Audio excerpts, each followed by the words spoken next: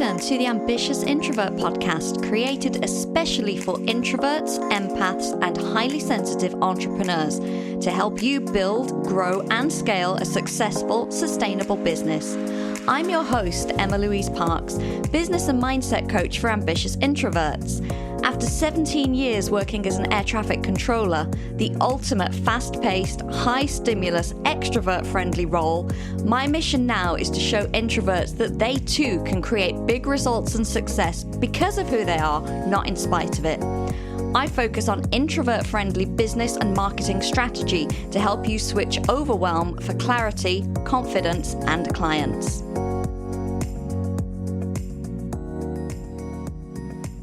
Hello and welcome to this week's episode of the Ambitious Introvert podcast. I'm Emma-Louise, and this episode is one that I decided to do based on the fact that I signed a new client who had a small child.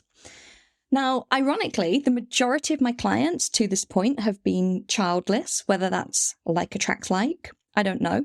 Or I've had some with older children that are in school, but never with a newborn. And so obviously working with this client, there are different things to think about with her time allocation and her energy and working, around the hours and making sure that she still has quality time with her family and all of that. So it really got me thinking that obviously as much as I can coach through that, I don't have experience of it myself. And I was chatting to another entrepreneur friend who has two children under the age of 2. And she was like, oh yeah, it's real. Like, I'll come on your podcast and talk about the fact that I have 2 kids under 2 and I'm running a business.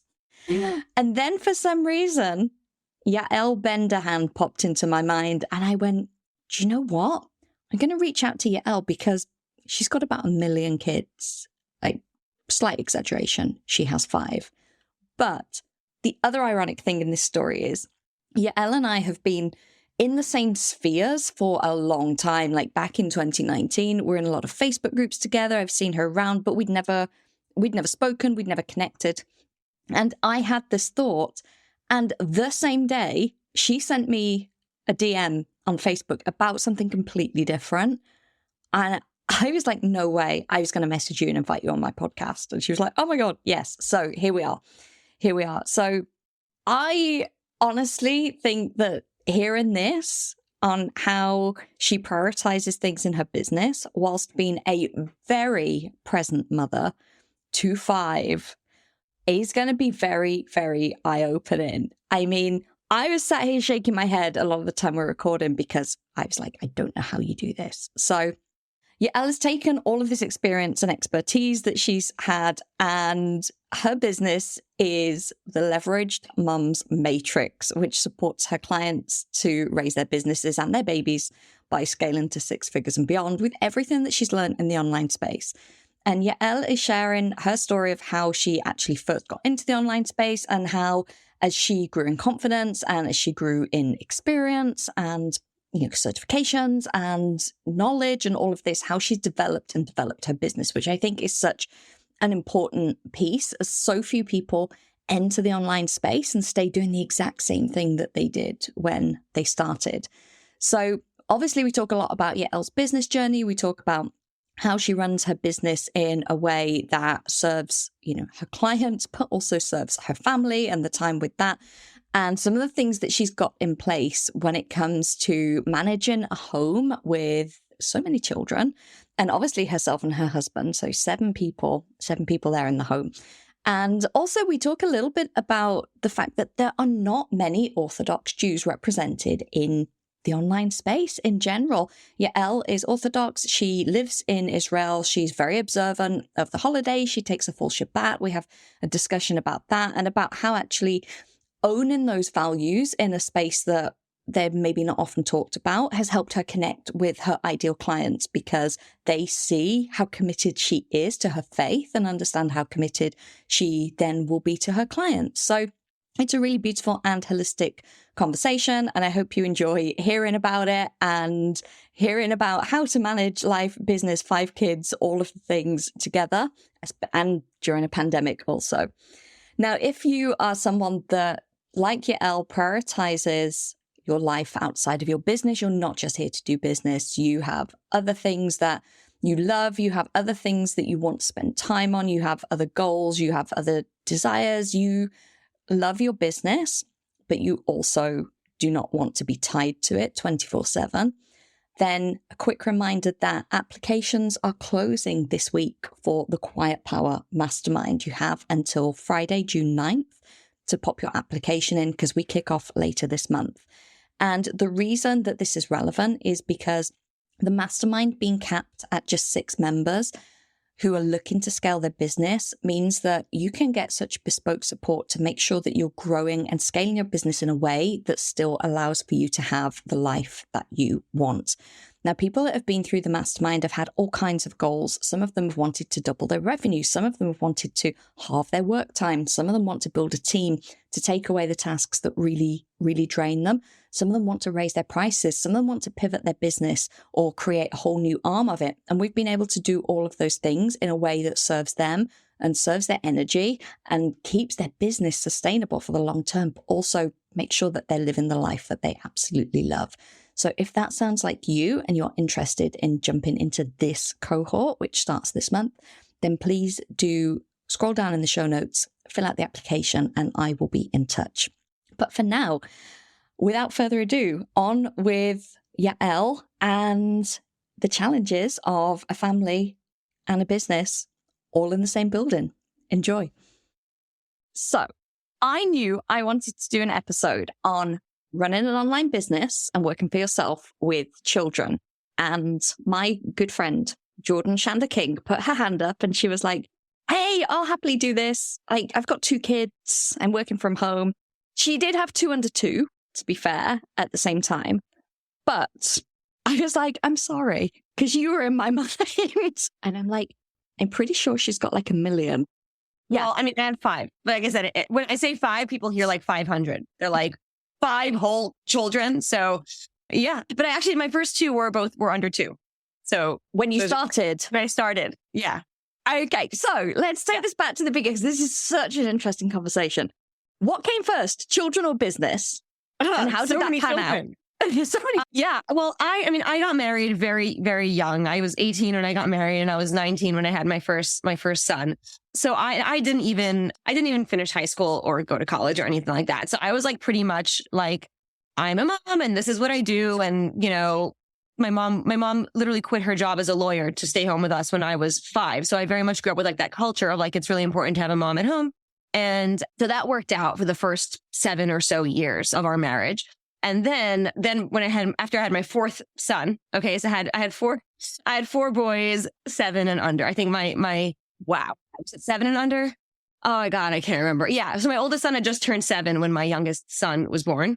So when he's about 6, 9 months old, my husband sat me down. He's like, listen, I mean, we managed till now without you working, but 4 kids and they just go through a lot of diapers, because we literally had they were very, very young. Although it's funny because now I look at my youngest son now is 7, and like the way I treat him is so different than the way I treated my oldest son when he was 7, because when he was 7, he was the oldest of 4. I'm like, you're the big boy. You got to help me.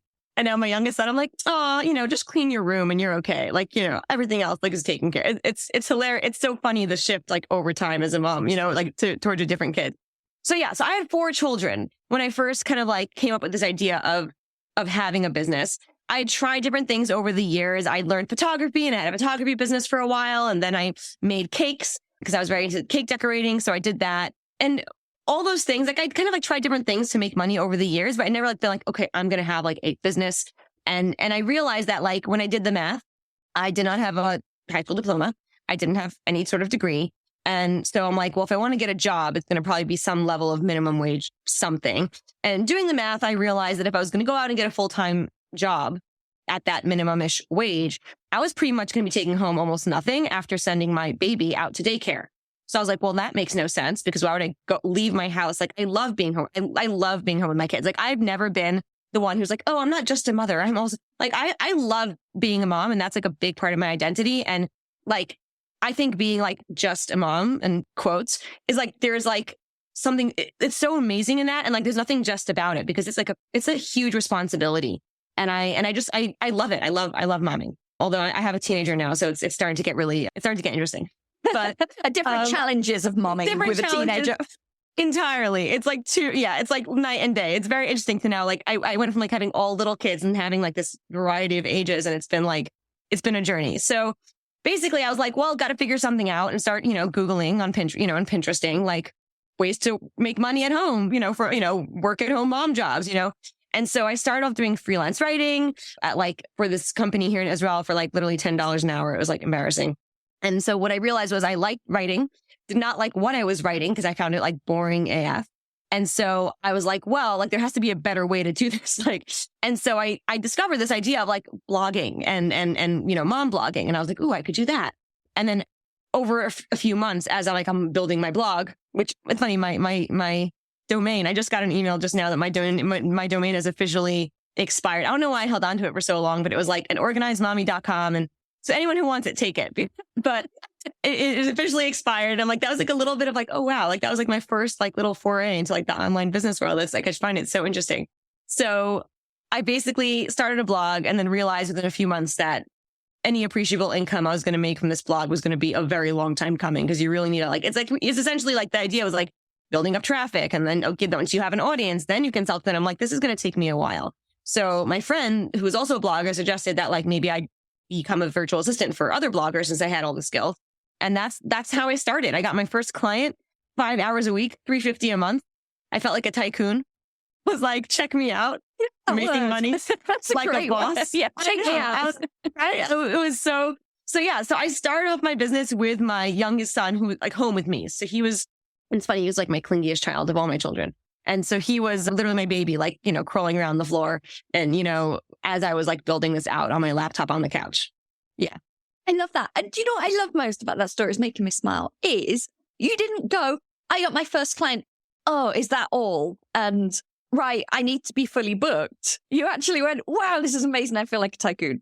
Yeah, because it was my first experience. I'm like, also to be fair, like $350 in Israel was like, it was like a decent amount of money. Like if I had like 3 clients like that, I'd be making like an average like part-time wage in Israel. And I was like, that's like nothing, like 15 hours a week. And I was getting paid $15 an hour. So like, I'm like, I knew like my potential could definitely go up. Like I didn't always have to be. I only charged her $15 an hour because she was my first client. And I was like, I literally put this out in a Facebook group. Like I want a virtual assistant job. I'm willing to work for, lower pay just to like get some experience. And that she was like the first person who raised her hand. And I really enjoyed it. And it was great. And it was my first like kind of experience of like, oh, like I could just like do this stuff that like other people don't want to do or can do for whatever reason. And like, but like wherever and whenever I feel like doing it, as long as it's done. And I was like, wow, like that's like so much easier than making a cake and getting like 10% profit after all my work. Like, it was very, very cool. And I remember saying to my mom, like literally we were living in my parents' house at the time between like we were moving from our apartment to like our new apartment that we bought. And so it was still in the process of being like built. And so we were living in their house when I started, and with 4 boys. I don't know how she's all, I don't know. We were there for like a while, and it was hard. And I remember saying to her, like, I bet I can make like $1,000 a month. And she was like, wow. I was like, I know. Right. It was like so exciting to me to like this idea that like I could help support my family, but I didn't have to like compromise on being there for my kids. Like that idea was like mind boggling to me, because most of my friends were like either weren't working or they were working out of the house because they're like, I just want to get out. I need to get out. And I was never really like that. I didn't feel the need to get out. I'm like, no, I like being home, sitting on the floor, playing with my babies. Like I don't need that. Right. And like, that's my own personal thing. There's nothing wrong with wanting to just like get out of the house and speak to adults. But I just felt very happy that I got to just be with my kids and just do, and just make money, like just literally from my computer. So it was that was a very exciting idea for me. I love that. And when we very first connected, when you first came into my world, probably in a Facebook group, because I think we're both quite active in Facebook groups, I remember very strongly, you by then were a coach. Yes. And you were pregnant. Yes. So how did we go from 4 boys and a VA to I'm a coach and I'm pregnant? Oh, gosh. Okay. Well, not how did you get pregnant? I think we're good with that. Oh, yeah, we all know how that happens. I know, like the kind of stuff, the kind of like comments you get. It's like, wait, but do you have 5 kids? Like, do you know how that works? I'm like, really? Yeah, no, I had no idea. It just happened magically. That's how it happened. Yeah. Right. I'm like, oh, it all becomes clear now. So yeah. So basically over time, I realized that like the way to increase my income was to increase my skills. And, so if I can make this as a VA, for bloggers, then I can maybe, do more things for other people who are willing to pay more. And so I started learning social media to help one of my virtual assistant clients. So basically I started learning like social media, like Pinterest and social manager, and like just to shortcut like a few years, like into like one sentence. I became a social media manager, and then I realized that you could run ads, which would increase your social media efforts. And so I learned Facebook ads. And then I was like, well, you need funnels to run the Facebook ads too. And so I learned funnels. And then I learned about launches and offer creation, all that fun stuff. And I started, funnel building for people and doing like funnel strategy and launch strategy and things like that. And then by the time I got to like end of 2019, that was what I was doing. I was offering like funnel building, launch strategy, or like full, like launch packages, like including the copy. And I had hired a designer contractor, various ones, different times. And I would also like create all their content for them and things like that. And I was just I was mostly focused on funnels. But what I realized was over time that like, number one, I'd learned a lot, and I was like, wow, like I've learned a lot. Like I could probably teach this to people, right? Like I used to like, as a child, my favorite thing was to play teacher with my sisters. I used to bribe them with gum to like sit and let me like teach, like play school. And I loved teaching. And it's funny, I actually have in front of me, I have like the same my mom bought me a whiteboard, like as a present, like one summer, like a real like big whiteboard so I can use like to be the teacher. And I still have it. She's like, I don't want this. I don't need this in my house. Can you please just take it? And I was like, yes. And now it's hanging in my office. So this started from a very, very young age. And so I started with my first like mini course, which was like how to use LinkedIn to generate leads for you as a B2B business owner. And this was like in the summer, I think, of 2019. And like I charged $97 and 20 people bought it. And I was like, oh my gosh. I'm like, I made $2,000 like in an hour. No, it was like 2 hours, $2,000 in 2 hours because I did a Q&A. I'm like, this is amazing. Like, wow, like this is really fun. This is really cool. So like, I've been building up this small like list over time, but like not putting a lot into it because I've been focused on getting clients. But at that point, like, I was like, okay, like I don't need to just do this for people. I can actually sell my brain too, which is like extremely exciting. And so at this point, I used to joke, like I had kids every 2 years and then I had a 4-year break. And I'm like, so I just birthed the business instead of a baby.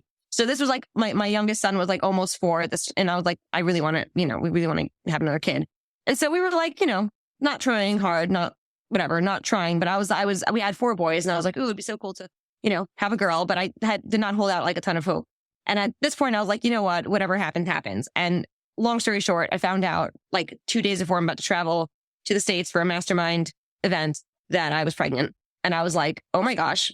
And at first I was like really excited because I love babies, seriously, love babies. But I was like, oh my God, like I was very, very burnt out at that point. I had realized that like I'd been taking discovery calls till all hours of the night. I was like working, I was doing all nighters like once or twice a week, like regularly. And I had never had a business and a baby before, but I'd been pregnant 4 times. And I know within like by like 5-6 weeks pregnant, like you are not doing all nighters. You're lucky if you can keep your eyes open all day. Right. And I was like, okay, so like this freaked me out. But I'm like, this business is not going to, the way this business, like the way I'm doing this business is not going to last me through this baby. Like something has to change. And so I got really, really, really like clear and I focused just on launches, just on launch strategy and copy. I did not do design. I'm like, you can find your own designer. Like I will do all your copy. I will plan out your launch. I'll do all that kind of stuff. And that did really, really well. I pretty much disappeared off the map there at my first trimester. It was like kind of sad. I just couldn't keep my eyes open. I was like nauseous. Like I'm not a great first trimester person. And so my income went down to like $2,000, which was like crazy. I was paying almost that much for my mastermind. And I was like, okay, like I have to like make a decision. And so I'm like, okay, come back. I'm like, this is what I'm doing. And also I'm going to start coaching officially because I've been like unofficially coaching my clients through all their stuff and all their launches. And I realized like that was like the really fun part for me, like getting the calls, walking them through their emotions, helping them like set their expectations. And like, I could totally coach people to do what I did, learning what I learned. And that next month I hit like a 15K month because I was like, I'm doing launch strategy and this and like consulting, like that's all like launch strategy and copy. And then I just put myself, like, I'm like, this is what I'm doing now, guys. And then people were like, yeah, like, cause we know about you. We know you're good. So whatever. They just jumped in and I launched my first group program in March 2020, which was crazy. My launch actually went like really well, like relatively considering my small audience. And I was like, I taught this group program all the way through to the end of my pregnancy. It was like the first official like round of it. I forgot how much, I think it was like 3K or something. And I was like, oh my God, like this is what I need to be doing. Like, and so like, I found the thing. I found my thing, and I love it so much. I love working with my clients so much. I just got like, and once I learned like what I'd been doing wrong building my business up until my pregnancy, and then what I was doing right, I was like, this is so obvious. Like I should have done this ages ago, but I didn't because nothing forced me to. And so I'm very, very, very clear on like having your core offer and productizing, and then kind of like, once you know what you want to drive people to, throwing out different like kind of like hooks and angles in smaller product or smaller offers to like just kind of test what works in order to like bring people into that, like, into that thing. And so I was pregnant. I was coaching. My kids came home in April 2020 and basically didn't go back to school that year, right? Because that was March 2020, right? That was a really fun year for us all. So at this point, I was like pregnant. I had 4 kids doing Zoom school all over the house. Okay. I was like literally like a traffic director between like, okay, now you have to be at this laptop at 11 o'clock and then you have a break at 11 o'clock. We have to be back by 11:20 over there on that tablet. And like, that was literally like my husband is a paramedic. So he was like working more, not less. Like people were like, oh, we got to spend more time together. I was like, like, it's a good thing I was already pregnant because otherwise that wouldn't have happened. I barely saw him like that for those few months. Like it was crazy. And so I just realized that like, I just enjoyed coaching like 10 times more than I enjoyed doing the service providing, and I was just like, this needs to be my thing. And I have to just commit to this. And so I decided like once I had my baby, like that is it. And I'm committing to coaching. And that's what I did. And I had her in July 2020. And I was like, that's what I'm doing. And yeah, that's what I've been doing ever since. And I love it. And I love that you shared the journey, because I think it's so easy for people to just see where someone is at a certain stage in their business and be like, oh, that's what they've always done. Or, they just walked into that. But actually just seeing the different things that you tried and the different iterations of it and the thought process and how, life changes so that, you have to pivot because you're like, another kid on the way. Like I need to do things differently.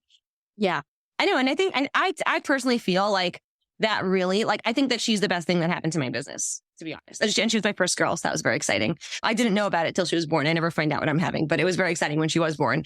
And like, I really feel like getting pregnant with her, like really, like just, like it really just forces you to just like take stock and be like, okay, like we have to cut out all the fluff. Like I have a limited amount of time. I have a limited like capacity energy wise. And I knew that like after having the baby, my life was not going to get less busy. Right. Like it's like, oh, you're pregnant. And then it's like, okay, but once the pregnancy's over, you can rest. No, you can't. Okay. It's like, it's so much. It's like an extra kid. And although I'm saying I had 4 already. So like I knew the drill. Every baby is different. They have different personalities. They have different, attachment styles to you. And I also had the baby and all my kids home at the same time because they basically didn't go back to school till the next year. Right. So it was like, it really, really forced me to be like, okay, like, you have to make some hard decisions. You might have to cut some things out. You have to like do the stuff that works and do the marketing that works and figure out what works and just do it and like not do all the other things that you keep getting distracted. Because I have ADHD. I found out this year. I'm like shocking. Like it's my family members have had it. And I was like, yeah, I don't have a problem. I was never hyper in school.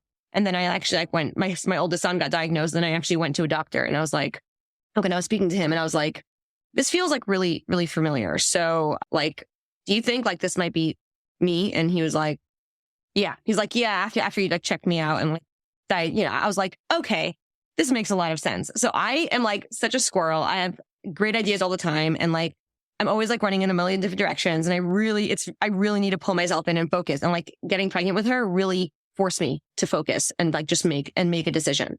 And decide that like, this is how it's going to, I know like I'm having a baby. I'm not sending her out when she's 3 months old so I can go out and get a job. So like, I better figure this out. And best thing that happened to me. My business had its best year to date. Like until then, the year that I had her home with me, like that whole first year of her life.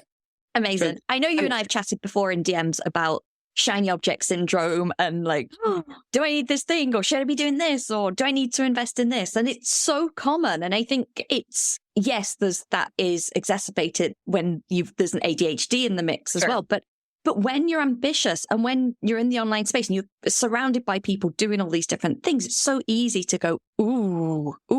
But I love this idea of like trimming the fat and getting rid of the fluff and just be like, I just have to focus on these things because I have 5 kids to look after at the same time. Like I have no choice. That's the point. Like I think I was more productive when she was home with me than I am now with her out in daycare, because like I knew I had X amount of hours in which to do things, and that was it. And I was like, and it really makes you just like, I don't know. Again, I'm not one to talk. Do I still buy courses? Of course I still buy courses. I'm not saying like I never bought another course again because shiny object syndrome. I'm like, no, but it also made it very, like, I had to like really run things through a filter of like, number one, like, yeah, this looks like a great strategy, but is this a strategy that will work for me? Is it a strategy that like aligns to like my personality? Is it something I'm going to just looks awesome, but then I'm going to just procrastinate doing because I don't like it? Is it something that I actually can do? Like, do I have the time for this? Do I have the capacity for this?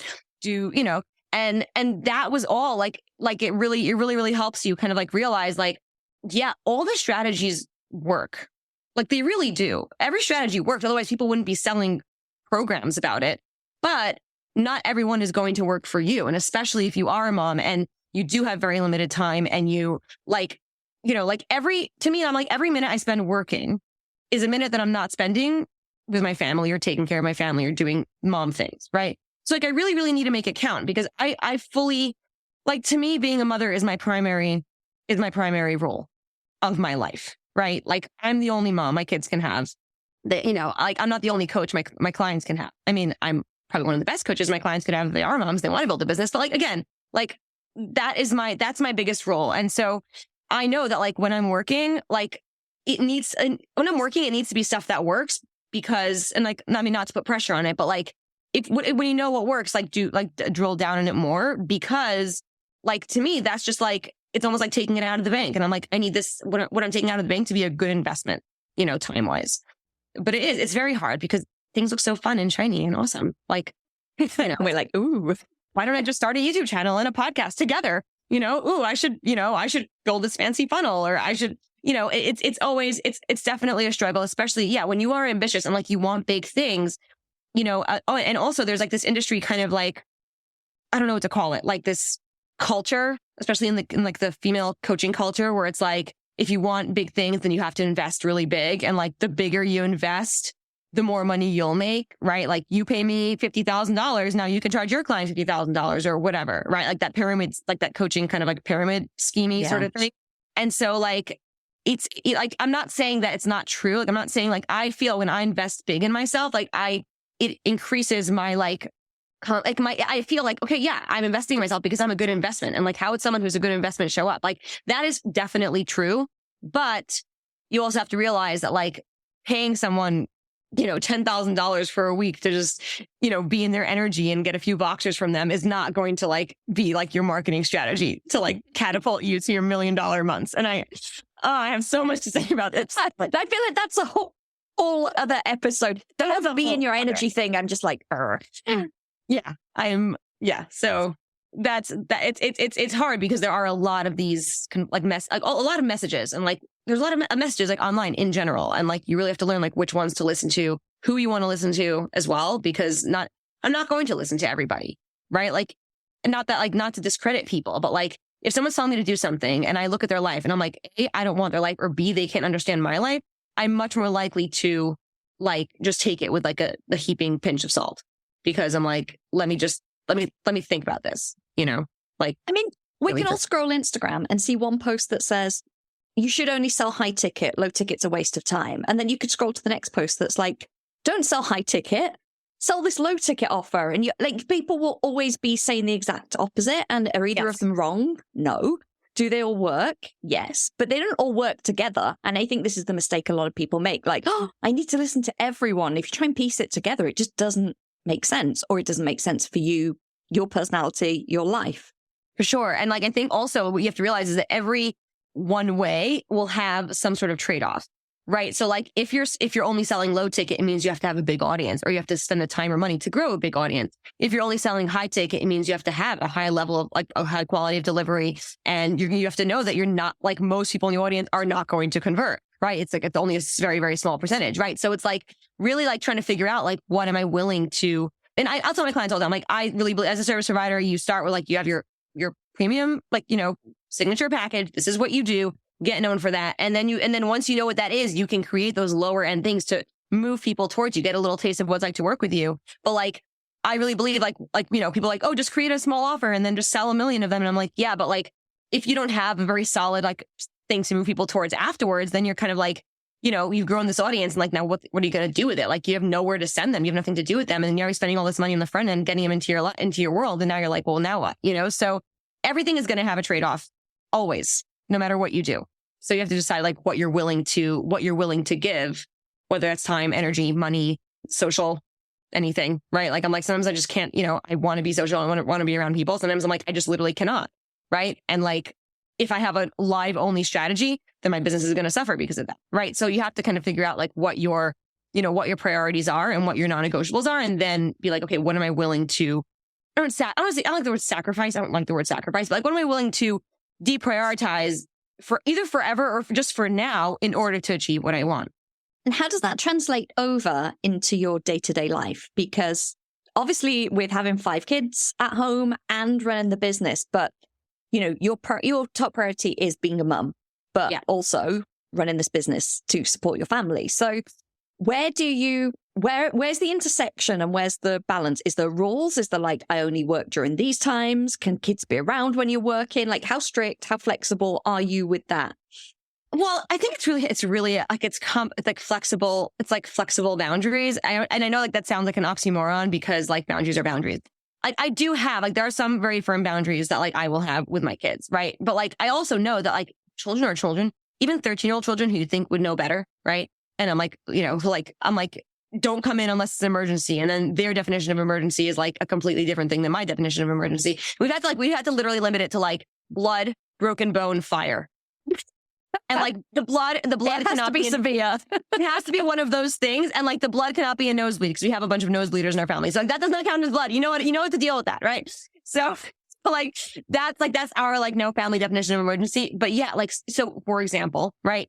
I know like, will I record a course while my kids are home?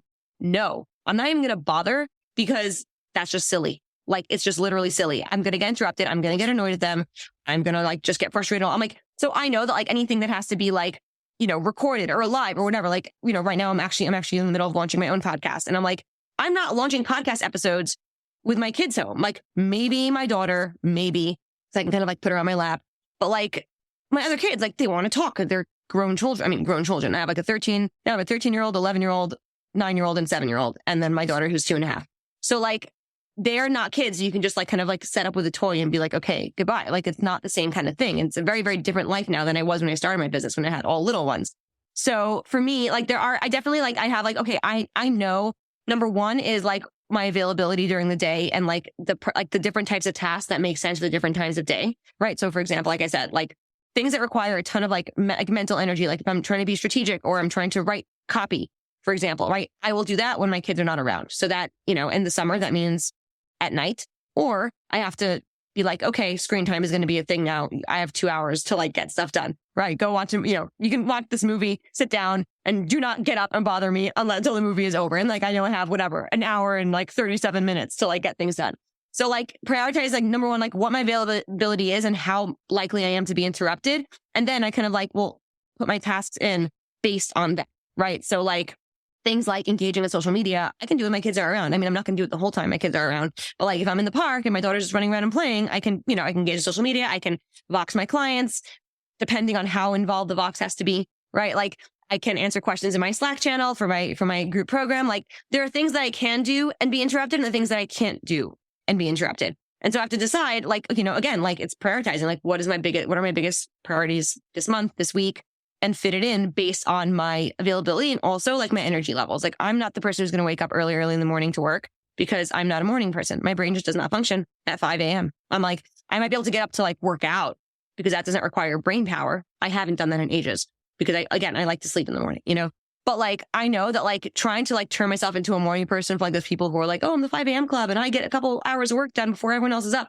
I'm not going to do it. I'm just not. And so like, understanding like my energy levels as well. And like, what requires mental energy, what requires physical energy, and kind of categorizing it based on that has really helped me because I'm like, I know at 4 p.m., not a good time to do a podcast interview, right? For example, unless I have a babysitter, right? Or, 7 a.m., I'm not getting anything done because I'm getting my kids off to school, right? So like everything kind of has its place based on that.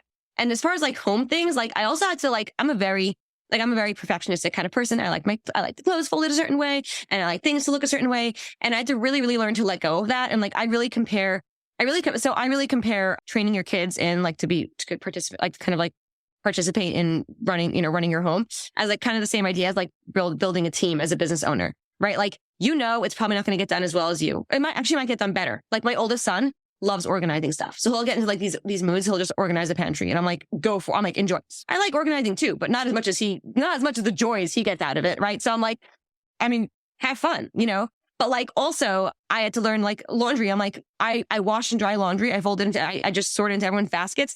Everyone is responsible for folding and putting away their own laundry. If their baskets are getting too full, I'll be like, okay, your baskets are getting full. Everyone needs to fold their laundry now. Right. And I only do mine and my husband's and my daughter's. And even my husband like will, pitch in because like I'm like, listen, I can sort the laundry because I know whose clothes belong to who. You can't sort the laundry because you don't know whose clothes belong to who. So like, how about I sort the laundry and you fold it, because that's what that's like what you can do without having to like get a crash course in like wardrobes of 4 different people. Right. So having to let go of like, again, like perfect and everything getting done perfectly in the way I want it all the time. It's not going to happen, but things like get done. My kids clean bathrooms. They sweep and wash the floor. They wash dishes. Some of them can cook. 2 of them can cook and bake. They all have to fold and put away their own laundry. They have to clean up their own rooms. They participate because like, to me, I'm like, this is not just my house. It's all of our house, and you're old enough to help.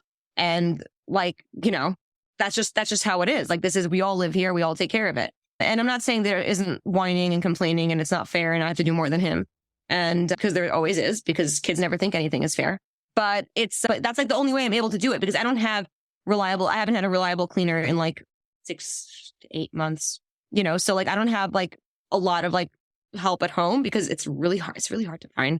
For some reason, it's really hard to find household help here. I don't know why, but like it's not been easy. But like the only reason we've managed to kind of get through it is because I do have kids who are old enough to take responsibilities, even if they're not going to do it exactly how I want it to look and exactly the way I would have done it.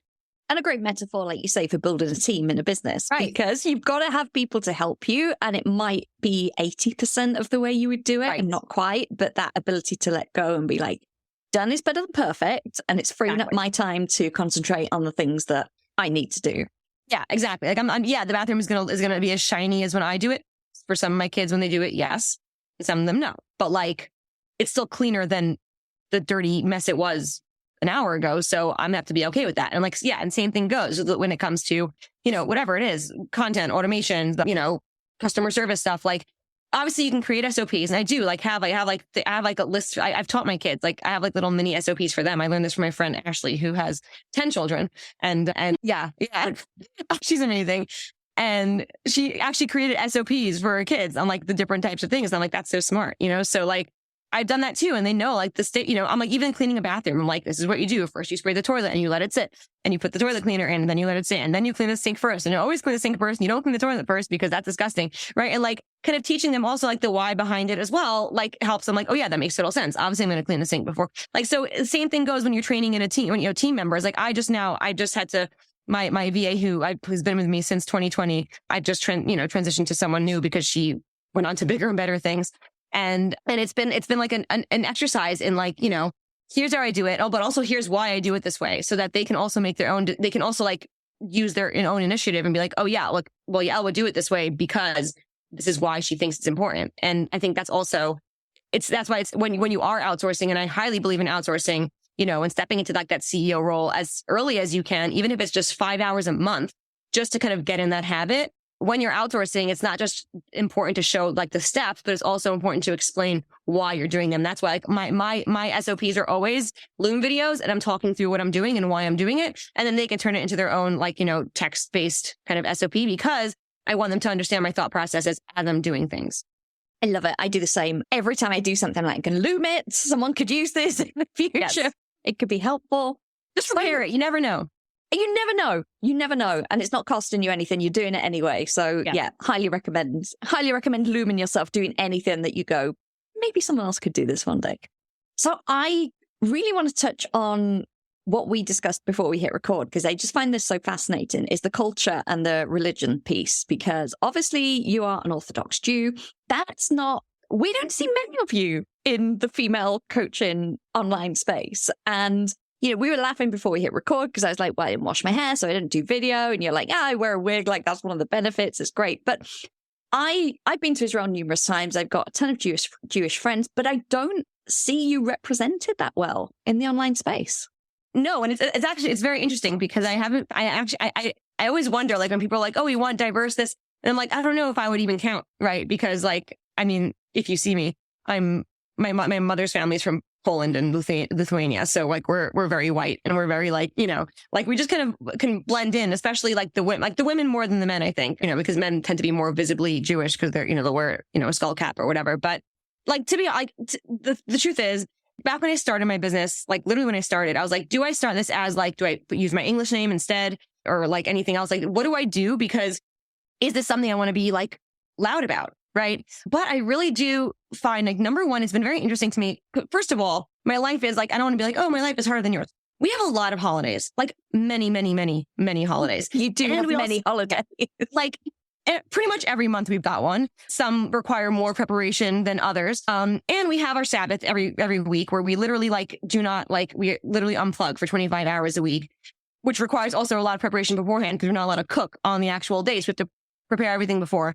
So there's a lot of variables in my life that like other people don't necessarily have, right? Like I know like sometime in the fall is going to be like a nice chunk of time I'm going to just basically mostly take off because I cannot, I'm not marketing during the high holidays. I'm just too tired just trying to keep up with everything. And same goes for Passover, which is just now, like, getting ready for Passover is a whole deal.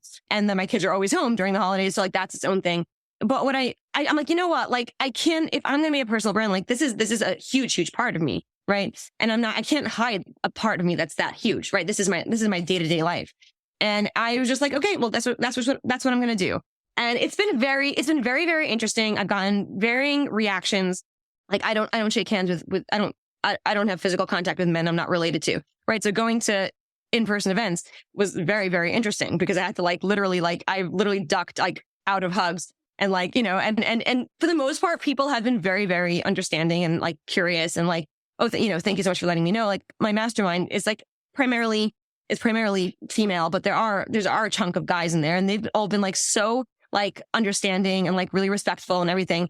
And it's a good filter in a way to see like, if you're someone who like can't respect my religion and like one of my values, then like I don't really want to work with you anyway. So it works really, really well. But the interesting part is that I've had other people of faith come to me, also Jewish moms who are like, oh my gosh, I got so excited when I saw your name because I was like, wow, like she must be religious because like, look at her. Right. But also like Christian moms and Muslim, who like really, really resonated with the fact that I was so open about my faith and about like my day to day and like how important it is to me. And like that, like I've literally had one of my clients be like, I was just so inspired that like, you're just so open about it. And I felt that to hide how Christian I was and how much my faith meant to me because, it's, there are varying degrees of popularity about that when, in the world right now. And she's like, and I just started like being much more open about that. And I just found I was attracting like the most dream, like soulmate clients who valued the fact that I valued my faith. And so like, it's funny, right? Like I said, like one of my earliest clients in my group program was from Abu Dhabi, right? And we connected because like Judaism and Islam like have a lot a similarities. So similar. Like, the rules and the values and all that kind of stuff. And like same with Christianity. So I just find it's very interesting.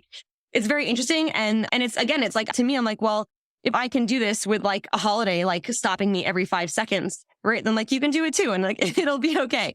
So, but yeah, like thank God for the most part, I've had people have been very like accepting and respectful. And that's been really, really nice too. And it's great to also just, I think in general, like religiously, like people tend to get like not feel comfortable talking about money or talking about like wanting to make money. Even if you want to, you're not supposed to talk about it too much, and it's been very like, it's been really great to kind of like open up people's minds to like this idea of like, it's okay to, want it. It's okay to want to make money. Like money is really just a tool. Right. And if you're a good person, you will use the tool for good. Right. And like, that's okay. And I just think it's a very, yeah, it's been very, and again, I've gotten very interesting reactions. Like when I told one of my friends that I work, she's like, brilliant. Like, that is such a smart idea. And then she went out and bought a couple of wigs so she can like do her YouTube videos at washing her hair. Right. So like, it's just I get just such very interesting reactions to things. But like, on the whole, it is a huge part of my life. And it's not something that I care to or want to hide. And it's not something I even can. And so I'd rather just be like, this is who I am. This is a big, big, big part of me. And the people who come to me are okay. The people like my clients who work with me like are okay with that, obviously. And I will very often use like, stories from the Bible or from the Talmud, like as like illustrations or, analogies and things like that. And like, whether you believe them or not, like they're still good analogies. And like, so, and that's how I was raised. That's my mentality. And I think it's been very fun. It's been very interesting to see like, how people respond and how they've been influenced by it as well. I've heard copywriters say before, like, you shouldn't list your values out, but you share your values by the way you act and the way you share things. And what's really interesting, you'll love this, is I almost messaged you last week or the week before about, because we've been trying to do this podcast for, I don't even know how long, but to try and arrange something. And my brain went, it's Passover. She's not going to be online. And we'd never had that conversation, but it was Easter here. And I literally went onto Instagram and I went, she's not going to be online. Yeah. And we've never talked about that, but I just, from the way you present yourself, I know that the high holidays are important and you're not going to be there. And I went on your profile and there was no story. And I was like, she's not online. Yeah. I'll message her next week. Yeah. And yeah, exactly. It's very true. And I think that again, it's a little bit of a scary world out there. And there definitely has been a rise in anti-Semitism in the past, decade or so. And I think that it can be scary sometimes in general, no matter who you are, no matter what you are, kind of put your whole self online and put it out there for people to see. And I wouldn't say I put my whole self online because obviously things have to remain private to a certain extent. But if you are going to be a personal brand, there's a certain level of sharing you're going to do. And you have to just kind of accept what comes with that. And some of it's not going to be great. I've had some not great reactions too. And and it hurts depending on it hurts more or less depending on who it's coming from. But I think it is, as an online business owner, we very much live our lives, a lot of our lives in the public eye. We are a personal brand. We share our personal life. And so it's like you said, it becomes very, I think people have, and I know people have actually said to me, the fact that you are so serious about your religion. And I know, you will not, and I don't answer the phone for 25 hours a week, right? From Friday afternoon to Saturday night, I don't touch my phone. I'm just completely, and they actually saw that as almost a character reference. They're like, well, if she's so if she takes her religion so seriously and she, and even if nobody knows, right, the point is not everything is always in the public eye, but this is how I do things. This is what I do. It doesn't, I won't have meat and milk together. Right. I don't care if I had a piece of salami and then you put the best cheesecake in front of me a minute later, I'm not going to eat it. Right. There's a certain level of rock solid commitment to that. And people actually took that as well, that to me speaks speaks to me of your values and that you are a trustworthy person and that I can trust you. And I don't do it for that reason, but I just found it very interesting to have that for people. And I've had more than one person say that to me, because you're like that, it made me think this is someone I can work with because I believe that she will be honest and she, and she will hold very, very strong to her values no matter what, which is an interesting, it was a good side. I didn't honestly, it wasn't on purpose. It just is it is what I am and I am who I am, but it was a very interesting kind of take on it. And I was like, oh, nice. But people feel that when something's genuine and from that place of you caring about it. And I think that if you'd have done it for performative reasons, it wouldn't have felt as authentic. Yeah, but because you're just doing it because that's who you are, then, then people are like, yeah, I love this. Right. So I'm going to wrap up because I appreciate your time. But before I let you go, obviously, I'm going to ask you, first of all, if you can narrow it down, what is one book that you would recommend to my audience who are looking to either start, grow, or scale their online business? Okay, so this is I told you this is a very, very hard question because I've been a reader since I was 4 years old. Picking a favorite book is like picking a favorite child. It's extremely difficult for me. What I probably would say is the one that's made two. Okay, can I just say two? Can I say two? Yes, you can say two. Okay. So one was The Big Leap by Gay Hendricks. That to me was I'm sure many people say that, but that to me was a really, really the kind of things with you do things and you're unaware of them, but once you draw awareness to them, you can kind of you can like be like, oh, I'm doing this. And like, it doesn't become such a thing anymore. So that to me is what the big leap was, like realizing that we have these like self-imposed upper limits like in our head, and realizing like, oh, and once you understand this, you could be like, well, I just had a really great month in my business. This is why I'm picking a fight with my husband, right? Or like I just, I had a really great time with my husband yesterday, and now I don't feel like showing up to show up for my lunch because I just feel like I'm not in the mood, right? So like back and forth, like that belief that you can have like things can be good in your life, and you don't need to have an upper limit, and even understanding that you do, and you can raise it slowly, that has been like game changing for me. But another book I really, really liked was Secrets of the Millionaire Mind. I love that book. That was the first money mindset book I ever read. Yeah. So the Big Leap is more of like my overall mindset book, I think in general, but the Secrets of a Millionaire Mind, that was like the money mindset book that I think it was just very, like I reread it like all the time. I listen to it on Audible all the time. It's my constant re-listen. It's a brilliant book. Yeah. Because it's stuff that just bears repeating. And I think like, it's like, well, not one of those things you can just read once, because like you need to read it and then you need to absorb it. And like when you read it like 6 months later, you're going to take something else completely different from it. Right. So I just think like those two are like probably those are my go-to that I go to over and over again. And amazing. I really like it. I'm going to pop the links to those in the show notes. Obviously, I'm going to pop all of your links as well so people can come and connect with you online. But last question, what is the biggest reframe or mindset shift that you've had to have to get to where you are today? I think for me, it's asking, like learning like to ask the right questions. Right. So like, and very often I'll go into like a spiral, like with my mindset coach, like in Voxer, and she'll be like, you're doing the thing, you're looping again, you're looping. And like, you have to learn how to like get yourself out of that loop and be like, okay, like what is the question I need to ask right now? And if you can even ask yourself that question, you're already in a much better place than you were before. Right. So like just knowing like, okay, what is the question I need to be asking right now? Right. Like, what should I do? Not a good question. Right. Because that's very open-ended. That's very broad. That's not a great question. Right. Like, what should I do now? Like, what is the next best step for me based on what I need right now, or based on what my next goal is in my business? Like, just learning how to reframe the questions that you ask yourself really, really, like, our brains are amazing things. And so if we kind of just let them, and I know as someone who like, I'm a multitasker, like I will be like listening to a podcast and washing dishes and like talking to my kid at the same time. Like, this is like how I live my life. But like, I've really had to try to like take some time to like go for a walk and not listen to something, or like go for a walk and just like listen to some sort of meditative thing that will make me not be like learning something new, and giving your brain the space, like asking yourself the question and then giving your brain the space to give you the answer. I really think that has been it's a work in progress. I'm still working. I'm not perfect at it, but it's been really game changing for me in general, like overall in my business and my life. Amazing. Thank you for sharing that. Super valuable. Quality of your questions definitely impacts the quality of your life and your business. So it's like ChatGPT, right? It's like the quality of the input affects the quality of the output. Exactly. If you ask a crap question, you're going to get a crap answer. Yes. Same thing. Thank you. It's so great that we finally got to speak. Thank you for coming and sharing and being so open and honest and permission given to anyone out there. And yeah, thank you very much. Thank you. Thank you for listening to this episode of the Ambitious Introvert podcast with me, Emma-Louise Parks.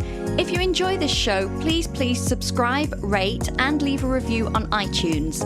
As a thank you, one lucky reviewer each month will win a 60-minute one-on-one coaching session with me, where you'll get the clarity and confidence to attract your ideal clients. And if you know someone who could benefit from listening to the show, then please do share and help me reach as many fellow ambitious introverts as possible.